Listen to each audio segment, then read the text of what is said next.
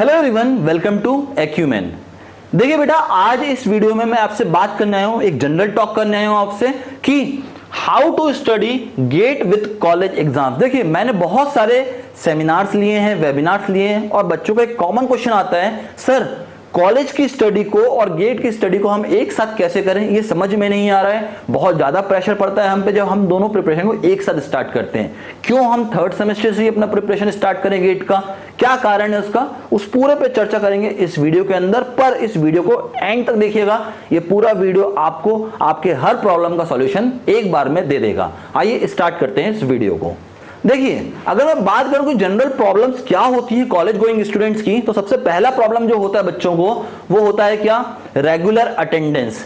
अब बच्चा बोलता है सर मेरे कॉलेज में तो 70% 75% अटेंडेंस मैंडेटरी है, मैं कैसे कोचिंग करूं, क्योंकि मुझे अगर कोचिंग करना है तो ऑफलाइन आना पड़ेगा, ऑफलाइन आना पड़ेगा तो कॉलेज को मिस करना पड़ेगा, कॉलेज मिस करना पड़ेगा तो मेरी अटेंडेंस 75% से कम हो जाएगी, फिर कॉलेज वाले मुझे एग्जाम लिखने नहीं देंगे, फिर मेरा सेमेस्टर बैक हो जाएगा। तो मैं अटेंडेंस को कैसे मैनेज करूं इस पूरी प्रिपरेशन के साथ में। तो देखिए, मैं आपको सॉल्यूशन भी बताऊंगा, बट सबसे पहली चीज, कभी भी कॉलेज की अटेंडेंस को शॉर्ट होने ही नहीं देना चाहिए, क्योंकि अगर कॉलेज की अटेंडेंस शॉर्ट हो गई तो सबसे पहला जो रूल है कि आपको अपने कॉलेज का एग्जाम क्लियर करना है, वहीं पर सबसे पहली प्रॉब्लम आना शुरू हो जाएगी। और जैसे ही पहली प्रॉब्लम आना शुरू हुई, आप वहीं से धीरे धीरे डिमोटिवेट होना शुरू हो जाएंगे। तो कॉलेज की अटेंडेंस को कभी भी कम नहीं होने देना है। तो सर फिर क्लासेस कैसे करेंगे हम, तो इसका सॉल्यूशन मिलेगा आपको, थोड़ा सा वीडियो में बने रहिए एंड तक। पर सबसे पहला चीज, कॉलेज की अटेंडेंस को शॉर्ट नहीं होने देना है, सबसे पहला काम।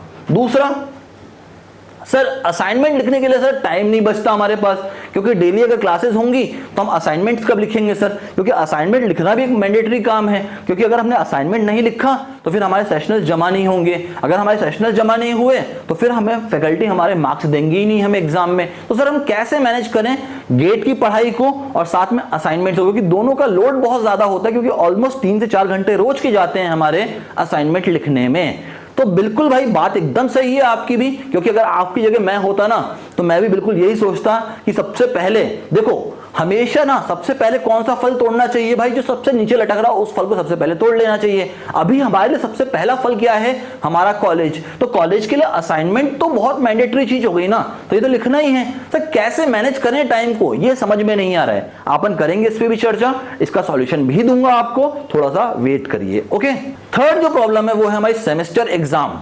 कि सर मान लीजिए मैं गेट की प्रिपरेशन स्टार्ट भी कर दूं, चलो एक बार मैं कॉलेज की अटेंडेंस भी मेंटेन ना करूं, असाइनमेंट भी ना दूं, पर सेमेस्टर एग्जाम तो देना जरूरी है ना। और अगर सेमेस्टर एग्जाम में ही मैं फेल कर गया तो फिर तो मैं प्रिपरेशन करने लायक बचूंगा ही नहीं, क्योंकि भाई मैं सेमेस्टर में ही फेल हो चुका हूं, तो मैं कैसे एक कॉम्पिटिटिव एग्जाम की तैयारी करूं सर। बात तो आपकी बिल्कुल सही है। अब इन सबका सॉल्यूशन क्या है, इन सबका सॉल्यूशन बताता हूं आपके सामने। Strategy for college going students, क्या सॉल्यूशन है सर हमारी इन प्रॉब्लम्स का। तो आइए सबसे पहले एक करके चर्चा करेंगे। सबसे पहला क्वेश्चन उठाते हैं जहां पे आप लोगों का अटेंडेंस एक बहुत बड़ा इशू था कि सर अटेंडेंस कैसे मेंटेन करें हम 75%। तो देखिए, जितने भी बच्चे इस वीडियो को देख रहे हैं, आप सबका जो कॉलेज है वो जनरली मंडे टू फ्राइडे लगता है, हाँ या ना। मंडे टू फ्राइडे क्लास ही नहीं होती गेट की, भाई मंडे टू फ्राइडे क्लास ही नहीं होती सर, तो हम कैसे मैनेज करेंगे। सैटरडे तो हमारी लैब्स होती हैं, कैसे मैनेज करेंगे सर, सैटरडे भी क्लास हुई तो। सैटरडे को जो क्लास होने वाली है बेटा आपकी, वो होने वाली है आपकी कितने घंटे की, सिर्फ 2 घंटे की। और वो भी कौन से मोड में होने वाली है, आइदर ऑनलाइन या फिर ऑफलाइन, या दोनों का कंबाइंड। ठीक है, जो बच्चे ऑफलाइन आना चाहे वो ऑफलाइन आ जाएं, जो बच्चे ऑनलाइन आना चाहिए वो ऑनलाइन रहें, कोई दिक्कत नहीं है। और ये शाम को चलेगी क्लास। तो यहां पे आपका पहला प्रॉब्लम सॉल्व हो गया कि मंडे टू फ्राइडे किसी ने डिस्टर्ब नहीं किया आपको, आप अपना कॉलेज गए, बहुत आराम से सुकून से आपने कॉलेज की पढ़ाई की। इसके बाद आपने शाम को आए, ठीक है, सैटरडे को 2 घंटे की आपने ऑनलाइन क्लास अटेंड कर ली, दैट्स इट। आपका अभी तक कोई भी लोड आपका बिगड़ा नहीं, आपका कॉलेज की अटेंडेंस में कोई भी अभी तक ब्रेक नहीं लगा। अब सर संडे को तो पूरा फ्री है हम लोग। अब कोई बच्चा ये सोचता है ना कि संडे को तो भाई मेरे को पूरा फ्री टाइम चाहिए घूमने के लिए, दोस्तों के साथ मस्ती करने के लिए, बाहर जाने के लिए, एंजॉय करने के लिए। तो भाई अगर ये समय पे आपने एंजॉय करने में पूरा टाइम बिता दिया ना, तो फिर आने वाला समय आपके लिए बहुत दुखदाई होने वाला है। ठीक है, क्यों बहुत दुखदाई होने वाला है, देखो एक सिंपल सा टेक्निक है, एक सिंपल सा टेक्निक, या तो अभी 2 साल मेहनत कर लो और बाकी का जीवन बिल्कुल सुखीमय गुजार दो, या अभी 2 साल बहुत भयंकर एंजॉयमेंट कर लो और बाकी की पूरे जिंदगी अपनी एकदम दुखी दुखी गुजारो। एकदम उतना पैसा हो जितने से आपका घर चल पाए, सिर्फ उतना ही पैसा होगा, एंजॉय नहीं कर पाओगे लाइफ को, ठीक है। उतना ही आपके पास जॉब भी होगी, ठीक, जॉब भी बहुत कोई एकदम हाई फाई प्रोफाइल की जॉब नहीं होगी, नॉर्मल जॉब होगी आपके पास। सिविल में वैसे भी प्राइवेट जॉब्स बहुत ज़्यादा नहीं है, तो हमारे पास प्राइवेट जॉब में भी एक चांसेस कमी है कि भाई हम सिलेक्ट हो पाए, ठीक है। तो कहीं ना कहीं आपको अभी से अपने संडेज को यूटिलाइज करना शुरू करना पड़ेगा। संडे को अगर यूटिलाइज करना शुरू कर दिया तो आपका आगे का फ्यूचर बन जाएगा। अब संडे को कितने घंटे की क्लास है, तो 7 आवर्स की क्लास है, और 7 आवर्स की क्लास भी एक साथ नहीं है आपकी एक स्ट्रेच में। आपको पहले फर्स्ट हाफ में 4 घंटे बैठना है, फिर 1 घंटे का ब्रेक है, फिर 3 घंटे की क्लास है आपकी, प्योरली ऑफलाइन क्लास है जहां पे आपको मजा आएगा पढ़ने में। तो पहला प्रॉब्लम तो सॉर्ट आउट हुआ कि सर अटेंडेंस की प्रॉब्लम खत्म हमारी, कि अटेंडेंस हमको मंडे टू फ्राइडे देनी है, मंडे टू फ्राइडे हमें बिल्कुल डिस्टर्ब नहीं कर रहे हो आप क्लासेस के अंदर, तो हम आराम से पढ़ सकते हैं, ठीक है। कॉलेज के अंदर अटेंडेंस भी मेंटेन कर लेंगे, और सैटरडे को हमको 2 घंटे ऑनलाइन पढ़ना है तो बहुत सुकून से हम घर में बैठ के पढ़ सकते हैं। संडे को हमें आना है, एक दिन तो हम निकाल ही सकते हैं अपने करियर के लिए। तो ये तो आपका पहला प्रॉब्लम सॉर्ट आउट हो गया। नाउ सेकेंड प्रॉब्लम आता है कि सर असाइनमेंट भी तो लिखना है डेली, असाइनमेंट भी तो लिखना है जिसके 3 से 4 घंटे चाहिए। देखो सिंपल सा गणित है क्या, कि अगर मैं बात करूं आपसे कि आपके कॉलेज में अगर मान लो 7 लेक्चर भी होते हैं, तो 7 के 7 लेक्चर तो आपके ऐसा तो नहीं है कि भाई पूरे फुल्ली बुक्ड हो, कोई एक आध लेक्चर में थोड़ा बहुत टाइम मिलता होगा या लैब में थोड़ा बहुत टाइम मिलता होगा, थोड़ा सा असाइनमेंट वहां लिख लिया आपने, एक आध घंटे का असाइनमेंट का वर्क वहां कर लिया, वापस घर पे आए आप, और घर पे आने के बाद फ्रेश होने के बाद नाश्ता करने के बाद आपने 2 घंटे और इन्वेस्ट कर दिए अपने किसके लिए, असाइनमेंट के लिए। लगभग 9 बज गया। अब 9 से 10 बजे तक आप आराम से अपना डिनर लीजिए, थोड़ा सा रेस्ट कर लीजिए, 10 बजे से 11 बजे तक सिर्फ अपने माइंड को रिफ्रेश करने के लिए जो आपको संडे को पढ़ाया गया है उसका रिविजन कर लीजिए, 1 घंटे का रिविजन, ठीक है। ये कब से, जब बच्चा 3rd सेम में होगा, जब बच्चा 3rd सेम में होगा। सर 3rd सेम से क्यों प्रिपरेशन स्टार्ट करनी है, आइए इस पे भी चर्चा कर लेते हैं, ठीक है। रोज 1 घंटे का रिवीजन करना है, कब से, 3rd सेमेस्टर से। सर 3rd सेम से प्रिपरेशन क्यों स्टार्ट करनी है, देखिए बचपन में भी जब हम लोग को ना अपना फाउंडेशन स्ट्रॉन्ग करना होता था तो हमने क्या सीखा, पहले हमने ABCD अलग अलग सीखा, फिर हमने पहले वर्ड बनाना सीखा, फिर सेंटेंस फ्रेम करना सीखा। क्यों, क्योंकि अगर फाउंडेशन ही वीक होता तो हमारे सेंटेंस नहीं बना पाते। सेम चीज हमने पहले क्या सीखा, हमने न्यूमेरिकल वैल्यू सीखी 1 2 3 4, फिर हमने उसका एडिशन सीखा, सब्सट्रैक्शन सीखा, मल्टीप्लिकेशन सीखा, डिवीजन सीखा, तब जाके हम लोग बहुत कॉम्प्लेक्स प्रॉब्लम्स 11 12 की हम लोग सॉल्व कर पाए। अगर मान लो वही हमारा वीक होता बेस, तो फिर हम लोग का ट्रिग्नोमेट्री, फिर कॉम्प्लेक्स, और फिर हमारा लीनियर अलजेब्रा, ये सब हमारा क्या रह जाता, वीक रह जाता, ठीक है। इसका मतलब कहीं ना कहीं हमें फाउंडेशन को स्ट्रॉन्ग करना बहुत जरूरी है। अब 3rd सेमेस्टर ही क्यों बोल रहा हूं मैं प्रिपरेशन स्टार्ट करने के लिए, क्योंकि देखिए इसके भी 2 रीजंस हैं। पहला रीजन, जितने भी बच्चे डिप्लोमा टू डिग्री से आए हुए होते हैं, जो 3rd सेमेस्टर में एंटर होते हैं किसके अंदर, डिग्री के अंदर, उनका मैथ्स बिल्कुल कमजोर होता है। ये मैं जानता हूं क्योंकि मैंने बहुत बच्चों से बात की हुई है, इसीलिए मैं ये डेटा निकाल पा रहा हूं कि बच्चों का मैथ्स बहुत कमजोर होता है। अब मैथ्स ही कमजोर है तो आपका फ्लूइड मैकेनिक्स जो आते ही 3rd सेमेस्टर में आपको मिल जाएगा, आप उसके अंदर कमजोर हो जाएंगे। क्यों, क्योंकि उसके अंदर पूरा मैथ्स अप्लाई होने वाला है। स्ट्रेंथ ऑफ मटेरियल या सॉलिड मैकेनिक्स आपको मिल जाएगा जिसके अंदर आप फिर से कमजोर हो जाएंगे। क्यों, क्योंकि आपका मैथ्स कमजोर है। अगले सेमेस्टर में आपको मिल जाएगा स्ट्रक्चरल एनालिसिस, अगेन जिसके अंदर आपका पूरा मैथ्स इन्वॉल्व है, आप फिर कमजोर हो जाएंगे। फिर आपको मिल जाएगा जियो टेक्निकल इंजीनियरिंग, फिर आपको मिल जाएगा फ्लूइड मैकेनिक्स पार्ट 2, फिर मिल जाएगा जियो technical part 2, structure analysis part 2, RCC part 1, steel part 1। अब इन सब सब्जेक्ट के अंदर टोटली मैथ्स इन्वॉल्व होता है, मैथ्स इन्वॉल्व होना ही होना है। अगर आप सिविल इंजीनियर हैं तो आप मैथ्स से पीछे छुड़वा ही नहीं सकते। अब कोई डिप्लोमा का बच्चा जैसे ही 3rd सेमेस्टर में एंटर हुआ, मैथ्स तो कमजोर था, अब जैसे ही मैथ्स कमजोर था ये सारे सब्जेक्ट कमजोर होते हुए गए। अब 3rd सेमेस्टर में बैक लगा, 4th सेमेस्टर में बैक लगा, 5th सेमेस्टर में बैक लगा, 6th सेमेस्टर तक तो मैं बैट कर सकता हूं आपके साथ कि आपका इंटरेस्ट ही हट जाएगा टेक्निकल सब्जेक्ट से, इंटरेस्ट ही हट जाएगा। फिर आप सिर्फ पढ़ेंगे टेक्निकल, क्यों, सिर्फ पास होने के लिए, सेमेस्टर बाय सेमेस्टर पास होने के लिए पढ़ेंगे आप। अब आते हैं दूसरे पिक्चर पे। मान लो कोई डिग्री का बच्चा है, अब डिग्री का बच्चा भी आया तो 12 से ही है, अब उससे पहले सेमेस्टर 2nd सेमेस्टर पढ़ा जहां पे इतने टेक्निकल सब्जेक्ट्स नहीं होते हैं तो वहां उसको दिक्कत नहीं आती। जैसे ही 3rd सेमेस्टर से एंटर होता है ना बच्चा डायरेक्ट डिग्री वाला, तो उसको मिलना शुरू होते हैं क्रिटिकल सब्जेक्ट्स। अब यहां से अगर आपने धीरे धीरे टेक्निकल सब्जेक्ट को मजबूत नहीं किया तो आपके आने वाले सब्जेक्ट्स जो आपके 5th और 6th सेमेस्टर में मिलने वाले हैं वो कमजोर रह जाएंगे। तो उसके लिए बेस को मजबूत बनाना बहुत जरूरी है। अगर आपका सोम ही कमजोर रह गया तो स्ट्रक्चर कभी मजबूत हो ही नहीं सकता। स्ट्रक्चर कमजोर रह गया तो आरसीसी कभी जीवन में आपका मजबूत नहीं हो सकता, इसकी गारंटी मैं दे सकता हूं आपको। तय बात है ये भी।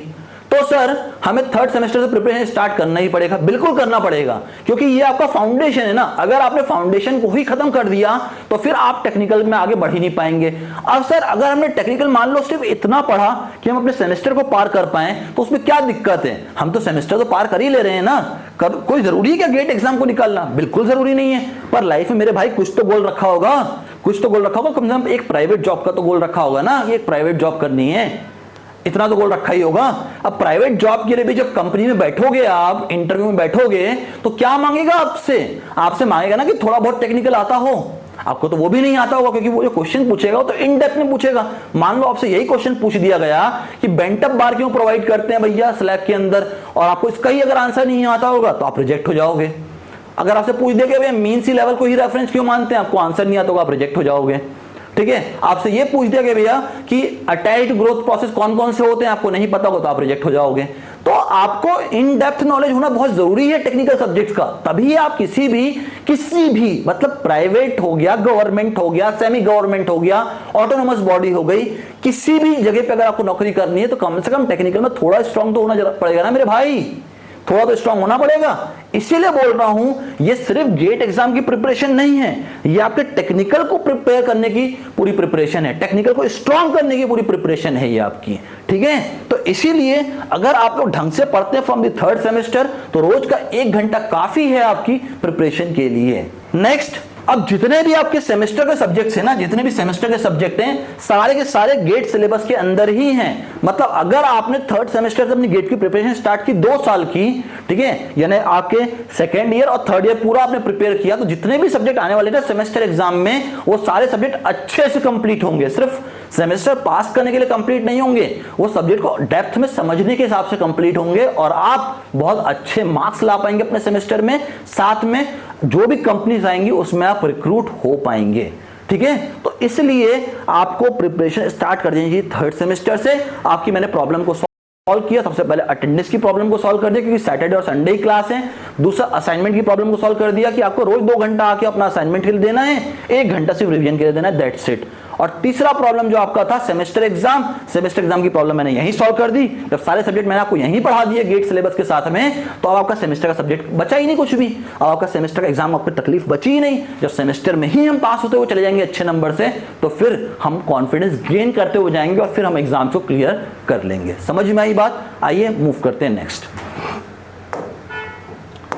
अब बात करते हैं सर कौन कौन सब्जेक्ट हैं गेट के अंदर जो हमें पढ़ना है इन 2 साल के अंदर अंदर। तो देखिए सबसे पहला सब्जेक्ट है जनरल एप्टीट्यूड। क्यों इंपॉर्टेंट बनता है जनरल एप्टीट्यूड? इसका एक बहुत बड़ा रीजन है। आप लोग जब अपने 6 सेमेस्टर को क्रॉस करेंगे और 7 सेमेस्टर में पहुंचेंगे तो आपके कॉलेज में कंपनीज आएंगी प्लेसमेंट के लिए, और प्लेसमेंट में सबसे पहला टेस्ट जो होता है वो होता है एप्टीट्यूड टेस्ट। अब अगर आपने एप्टीट्यूड को यहीं बहुत अच्छे से प्रिपेयर कर लिया तो वहां पे आपका एप्टीट्यूड बहुत अच्छा सुधर जाएगा। जब एप्टीट्यूड ही सुधर गया तो प्लेसमेंट में आप पहले राउंड में तो ऐसे ही क्लियर हो जाओगे, सिलेक्ट हो जाओगे। ठीक है, तो आपका प्लेसमेंट का फर्स्ट राउंड क्लियर हो गया। सेकंड राउंड में क्या पूछेंगे वो आपसे? सेकंड राउंड में पूछेंगे टेक्निकल। अब टेक्निकल देखो आप, यहां पे आपका जियोटेक है, ट्रांसपोर्टेशन है, एनवायरमेंट है। फिर बात करें फ्लूइड मैकेनिक्स से, स्ट्रक्चर से, जियोमेट्रिक्स इसको सर्वेइंग के नाम से भी जानते हैं, आरसीसी हो गया, हाइड्रोलॉजी इरिगेशन, स्टील स्ट्रक्चर, सोम जिसको सॉलिड मैकेनिक्स बोलते हैं, CMM construction material and management and engineering mechanics. अब मुझे बताओ अगर इतना टेक्निकल आपने पढ़ लिया तो कौन सी कंपनी आपको रिजेक्ट करने वाली है? कोई कंपनी में दम ही नहीं कि आपको रिजेक्ट कर दें, तय बात है ये। तो आपका पहला राउंड क्लियर हो गया, दूसरा राउंड क्लियर हो गया, अब आपको सिर्फ ऑफर लेटर मिलने की देरी रहेगी, दैट्स इट। अब सर अगर हमें मान लीजिए चलो प्लेसमेंट तो ठीक है, पर अगर गेट के थ्रू ही कुछ अच्छा पाना है तो क्या करना पड़ेगा? देखो गेट के थ्रू कुछ अच्छा पाना है ना तो कम से कम 50 मार्क्स तो लेके आना पड़ेगा सिविल के अंदर, क्योंकि सिविल में बहुत सारे सब्जेक्ट होते हैं ना, तो कम से कम 50 मार्क्स तो लाना पड़ेगा, क्योंकि सबसे ज्यादा कैंडिडेट भी पेपर सिविल के अंदर ही देते हैं गेट का। तो आइए देखते हैं कौन कौन से ऐसे सब्जेक्ट है जो आपको प्रिपेयर करने पड़ेंगे। पहला जनरल एप्टीट्यूड करना ही पड़ेगा क्योंकि 15 नंबर का वेटेज है। ठीक है। फिर दूसरा सब्जेक्ट आपका जियोटैग, ट्रांसपोर्टेशन और एनवायरनमेंट करना ही है, क्योंकि वेटेज देखिए 16, 14 और 12 नंबर का वेटेज है। अब बात आती है मैथ्स। सर मैथ्स तो हमारा बहुत कमजोर होता है, हम कैसे प्रिपेयर करेंगे? तो टेंशन क्यों लेना है भाई, वो हम करवाएंगे आपको प्रिपेयर। इससे तो बोला मैथ्स सुधरवानी पड़ेगी आपकी, तभी जाके आप आगे अच्छा इंजीनियर बन पाओगे। तो मैथ्स का वेटेज लगभग 12 से 15 नंबर का होता है गेट के एग्जाम में। तो अगर आपने इतने 5 सब्जेक्ट भी कर लिए तो ऑलमोस्ट 50 मार्क्स तक तो आप पहुंच गए। 50 मार्क्स ज्यादा ही रहेंगे, पर मैंने लोअर साइड पे लिए 50 मार्क्स तक तो आप पहुंच गए। इसके बाद भी श्योरिटी चाहिए कि हाँ सिलेक्ट होना ही है मुझे पीएसयू में या आईआईटी में, तो सर्वेइंग कर लीजिए, स्ट्रक्चर्स कर लीजिए और आरसीसी कर लीजिए, आपकी श्योरिटी हो गई आराम से। ठीक है, आपकी श्योरिटी हो गई। बाकी पढ़ाएंगे सब कुछ आपको। आपके पास बफर है 6 से 7 सब्जेक्ट का कि आप कौन सा सब्जेक्ट सिलेक्ट कर सकते हैं या रिजेक्ट कर सकते हैं। मैं फ्लूइड मैकेनिक्स की बात करूं तो यहाँ पे पूरा एफएम नहीं पढ़ना है, या सिर्फ ओसीएफ भी पढ़ लिया आपने, ओपन चैनल फ्लो, तो भी काम बन जाएगा, क्योंकि 5 नंबर तो ओसीएफ से ही पूछ लेगा वो सीधा सीधा आपसे। ठीक है, तो देखिए आप कैसे कॉलेज के साथ में आपकी प्रिपरेशन चल रही है। 3rd सेमेस्टर में आप स्टार्ट करोगे, सोम से ही हमारा बैच स्टार्ट होगा। आपके 3rd सेमेस्टर में सोम होगा, आपका यहाँ पे भी सोम चलेगा। फिर आपका सोम खत्म होती है, आप एफएम पढ़ोगे, आपके कॉलेज में भी एफएम होगा, यहाँ भी एफएम होगा। तो हम कोशिश करते हैं कि जितने भी सब्जेक्ट आपके सेमेस्टर बाय सेमेस्टर आ रहे हैं ना, वही यहाँ गेट की प्रिपरेशन के दौरान भी चलें, ताकि आपका लॉस कहीं ना हो और आप एक कॉन्फिडेंट इंजीनियर बनके आगे बढ़ते हुए जाएं, ताकि सेमेस्टर्स भी बहुत अच्छे से क्लियर हो जाए और गेट का पेपर भी आप क्लियर अच्छे से कर लें अपने 3rd ईयर में ही। जी हाँ, 3rd ईयर में। अगर आपको पता नहीं हो तो 2019 में आईआईटी बॉम्बे ने प्री फाइनल ईयर के बच्चों को भी अलाउ कर दिया है गेट का पेपर लिखने के लिए। बिल्कुल सही है, प्री फाइनल ईयर मतलब 3rd ईयर के बच्चे को भी अलाउ कर दिया गया है गेट का पेपर लिखने के लिए। क्यों सर, क्यों? देखिए, अगर मान लो आपने गेट की प्रिपरेशन अच्छे से की तो आपका प्लेसमेंट हो जाएगा, ये होता है 100% प्लेसमेंट हो ही जाएगा आपका कॉलेज से। सर अगर प्रिपरेशन बहुत अच्छी कर ली हमने तो देखो, अगर अभी से आप जैसा मैं बता रहा हूं वैसा पढ़ते हुए चले गए तो 3rd सेमेस्टर से अगर आपने पढ़ते हुए गए तो आपका 3rd ईयर के एंड तक आप जब गेट का पेपर लिखेंगे अपना प्री फाइनल ईयर में यानी 3rd ईयर में, तो ही आपके स्कोर इतने अच्छे आ जाएंगे कि आप आईआईटी और एनआईटी में सीट अपनी सिक्योर कर लेंगे। और अगर आपको पता नहीं हो तो गेट का स्कोर कार्ड 3 साल तक वैलिड होता है आईआईटी और एनआईटी में मास्टर्स के लिए। तो अब आपकी आईआईटी में सीट सिक्योर हो गई है। अब क्या करें सर, 1 साल तो अभी और बचा हुआ है इंजीनियरिंग में, अब क्या करें? तो कुछ मत करिए, 1 साल अपनी मेहनत को और डबल कर दीजिए और अब टारगेट करिए अपना अगला टारगेट जो कि है पीएसयू। अगर आपने पीएसयू निकाल लिया तो आपकी लाइफ बन जाएगी। ठीक है, आईओसीएल हो गया, एचपीसीएल हो गया, ओएनजीसी हो गया एंड सेवरल पीएसयूज और हैं जिसको आप टारगेट कर सकते हैं अपने फाइनल ईयर में। ठीक है, तो ये बहुत अच्छा है आपके लिए। अब अगर मान लीजिए सर मैंने सब कुछ कर लिया, मेरा गेट भी निकल गया, सब कुछ निकल गया, अब मुझे अगर मान लीजिए जीपीएससी, एसएससी जेईई या आरआरबी जेईई को भी टारगेट करना, तो क्या कर सकता हूं? बिल्कुल, आपने सारा टेक्निकल पढ़ लिया है, अब से आपको थोड़ा बहुत नॉन टेक पढ़ना रहेगा, बहुत थोड़ा सा होता है, लिमिटेड अमाउंट में होता है, उतना भी पढ़ लिया ना तो ये भी आपका निकल जाएगा, तो देखिए ये फायदे हैं 3rd सेमेस्टर से प्रिपरेशन को स्टार्ट करने के। और दोनों चीजें अलग अलग नहीं है, ये हम समझते हैं कि दोनों चीजें अलग अलग हैं, दोनों चीजें साथ में ही चल रही हैं। आपने 3rd सेमेस्टर से स्टार्ट किया प्रिपरेशन, 3rd सेमेस्टर से ही आपकी गेट की प्रिपरेशन भी स्टार्ट हुई और दोनों पैरेलली चल रही हैं साथ साथ में। आपका सेमेस्टर भी सुधरता जा रहा है और गेट की प्रिपरेशन भी और मजबूत होते जा रही है। इसीलिए कहते हैं 3rd सेमेस्टर से स्टार्ट करना, क्योंकि फाउंडेशन अगर एक बार मजबूत हो गया ना, देन तो उसके बाद तो आप स्काई इज द लिमिट है आपके लिए उसके बाद तो। ठीक है, तो देखिए अगर अब आपको इंटरेस्ट जाग गया कि हाँ यार अब मैं प्रिपरेशन स्टार्ट कर दूं, ठीक है, अभी भी अगर आपको ऐसा लग रहा है कि कुछ और पूछना है, ये 2 नंबर्स हैं, आप इन पे कॉल करिए और आप मुझसे बात कर सकते हैं। ठीक है, अगर आपको ऐसा लगता है कि नहीं अब मुझे सीधा ज्वाइन करना है, ये ऑफिशियल एड्रेस है, आप यहां आके भी पूरा का पूरा अपनी इंक्वायरी कर सकते हैं, एडमिशन ले सकते हैं, या इन नंबर पे कॉल करके भी आप सीधा एडमिशन ले सकते हैं। मैंने गूगल फॉर्म भी डाला हुआ है डिस्क्रिप्शन में, आप जाके वहां पे भी फिल कर सकते हैं अपनी इंक्वायरी को। मेरी टीम कॉल करेगी आपको और पूरे बैच के बारे में बता देगी। एक बहुत इंपॉर्टेंट इंफॉर्मेशन है, 7 सितंबर से, जी हाँ 7 सितंबर से आपका एक बहुत बड़ा सब्जेक्ट स्टार्ट करने जा रहा हूं जो कि है ट्रांसपोर्टेशन इंजीनियरिंग स्टार्ट करने जा रहा हूं। और कौन स्टार्ट करेगा? मैं ही स्टार्ट करूंगा ट्रांसपोर्टेशन इंजीनियरिंग। 14 नंबर का वेटेज रखता है आपके गेट के पेपर में और आपके कॉलेज में तो बहुत इंपॉर्टेंट सब्जेक्ट बन जाता है ट्रांसपोर्टेशन इंजीनियरिंग। ट्रांसपोर्टेशन 1 और ट्रांसपोर्टेशन 2 आता है आपको, एक बार हाईवे आएगा और एक बार रेलवे एंड एयरपोर्ट आएगा, दोनों पढ़ाऊंगा यहाँ पे। ठीक है, इसी ट्रांसपोर्टेशन इंजीनियरिंग के अंदर में। नाउ अब बच्चों का बार बार एक होता है कि सर आप जब आते तो हमेशा आप ना कुछ बच्चों के लिए लेके आते हैं, इस बार क्या लेके आए हो? जितने बच्चे भी, जी हाँ, जितने बच्चे भी सीधा फॉर्म फिल करके आ रहे हैं, किसका? जो डिस्क्रिप्शन बॉक्स में दिया हुआ है, ठीक है, वहां पे एक ऑप्शन रहेगा आपको, ठीक है, एक कोड टिक करने का, कोड रहेगा सितंबर 15। अगर आपने ये कोड टिक कर दिया वहां पे और रजिस्ट्रेशन कर दिया, then registration free of cost है, ठीक है, देन आपका प्राइस सीधा रिड्यूस हो जाएगा, सीधा प्राइस रिड्यूस होगा, अप टू 20,000 तक रिड्यूस कर दूंगा आपका प्राइस, अप टू 20,000 तक, सीधा सीधा, ठीक है। तो ये कब तक के लिए है सर? ये सिर्फ और सिर्फ ऑफर है, सिर्फ और सिर्फ ऑफर है 15 सितंबर तक के लिए। इसके बाद ये ऑफर नहीं रहेगा, इसका आपका रेगुलर प्राइस रहेगा। ऑफलाइन बैच की बात कर रहा हूं मैं। ऑनलाइन बैच के लिए भी प्राइस को हम लोग इसी रेशियो में घटाएंगे। ऑलमोस्ट आप समझ के चलिए कि लगभग 30 से 40% तक का प्राइस रिडक्शन होगा अगर आप लोग इस कोड को टिक करते हैं सितंबर 15 को। तो कहां पे? गूगल फॉर्म में, जो मैंने आपको डिस्क्रिप्शन बॉक्स में दिया हुआ है, ठीक है। मिलते हैं नेक्स्ट वीडियो में। टिल देन करना क्या है? फॉर्म फिल करो फटाफट से, क्योंकि ये मैं बार बार ऑफर लेके नहीं आता हूं आप लोगों के लिए, आज लेके आया हूं। क्यों? ताकि चाहता हूं सारे बच्चे फटाफट से अपनी प्रिपरेशन को स्टार्ट करो। ये बड़ा सब्जेक्ट है जो स्टार्ट करने जा रहे हैं, एक हैवी सब्जेक्ट माना जाता है, और इतने अच्छे से पढ़ाऊंगा कि आपको पूरा क्लियर हो जाएगा ट्रांसपोर्टेशन, ठीक है। मिलते हैं नेक्स्ट वीडियो में। Till then bye bye everyone and thanks for your time.